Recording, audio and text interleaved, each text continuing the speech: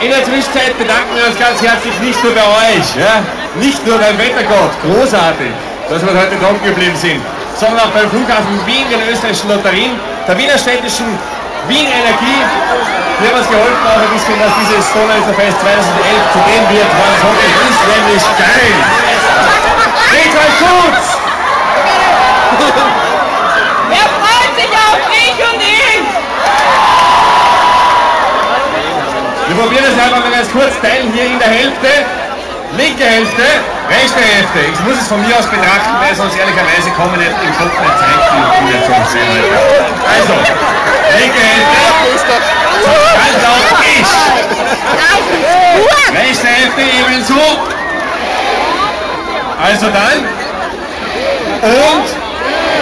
Sehr gut. Schön, Sag mal, Frage, wir hatten eine Kamera da mit Blitz. Ja? Wer hat das Feuerzeug da? Wer hat ein Handy da, das leuchten kann? Ich würde mich gerne Folgendes ausprobieren. Robbie Williams hat das einmal gemacht. Die einen oder anderen kennen ihn vielleicht.